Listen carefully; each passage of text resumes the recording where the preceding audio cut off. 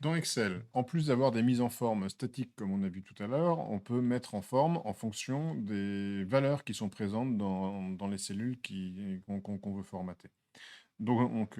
Cet exercice-là nous demande de faire ce genre de choses-là. Donc ce qu'on veut, c'est que dans les colonnes couple et enfant, les valeurs vraies soient mises en gras. Donc pour sélectionner une colonne, je clique sur son en-tête, j'ai sélectionné toute la colonne.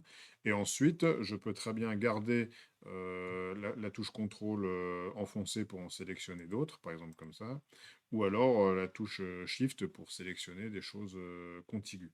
Donc là, par exemple, je laisse Shift appuyé, j'appuie et je me retrouve avec les deux colonnes sélectionnées. Donc à partir de là, je vais mettre en place des mises en forme qui sont conditionnées par les valeurs que j'ai dans les cellules. Donc pour ça, il y a un outil qui s'appelle mise en forme conditionnelle. Donc cet outil mise en forme conditionnelle, ce que je fais, c'est que je regarde un petit peu les possibilités que j'ai. Donc là, je vais avoir des règles de mise en surbrillance en fonction de la valeur, directement en fonction de la valeur. Là, c'est des choses qui sont les 10 valeurs les plus élevées des plages que j'ai sélectionnées, les 10 valeurs les moins élevées, enfin ce genre de choses-là.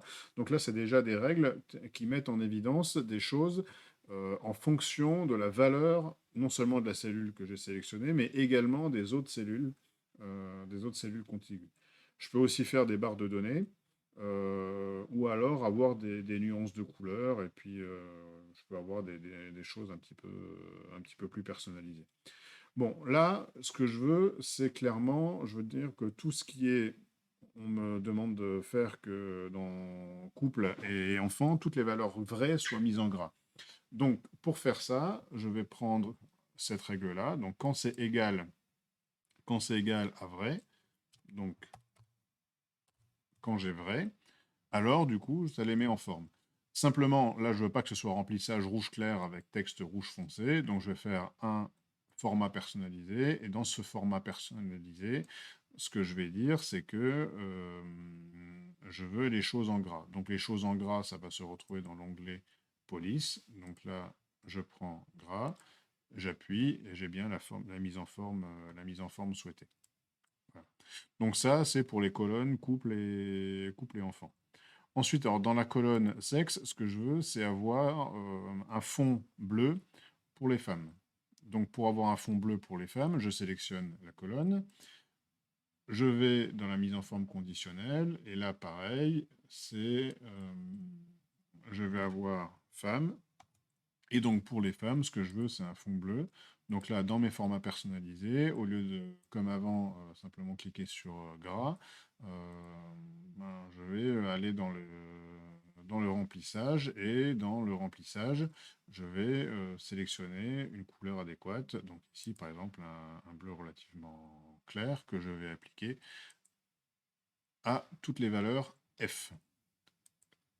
Et donc là, j'ai réalisé ma mise en forme pour les femmes. Donc ensuite, il m'est demandé que dans la colonne âge, j'ai une barre verte en sous-impression. Donc une barre verte, donc ça veut dire que dans la mise en forme conditionnelle, je vais avoir une barre de données. Cette barre de données, je veux par exemple qu'elle soit verte. Alors soit elle est remplie directement, soit elle est comme ça. Mettons que je veuille la faire simple, je peux la définir de cette manière-là. Donc là, je définis une barre de données verte. Et ce qu'on voit, c'est que plus la valeur est grande, et puis plus la barre est grande, ce qui donne un rendu visuel direct et permet de rendre les choses un petit peu plus lisibles. Ensuite, dans la colonne fratrie, ce que je veux, c'est que le nombre de frères et de sœurs induise une coloration plus ou moins prononcée. Donc, si je veux une coloration plus ou moins prononcée, à ce moment-là, dans les mises en forme conditionnelles, je ne vais pas aller dans barre de données, je vais aller dans des nuances de couleurs. Et si je veux, par exemple, du vert plus ou moins prononcé, je peux cliquer là. Alors, bien sûr, hein, je peux écrire d'autres règles. Donc, je peux avoir des nuances ici. Là, j'ai des nuances, par exemple, entre plusieurs couleurs. Donc, je peux avoir vraiment des échelles de couleurs un peu complexes. Donc là, vous pouvez explorer ça par vous-même, hein, mais en tout état de cause, ici, là, si je veux juste une échelle de couleurs en vert foncé, vert clair, je peux appuyer là.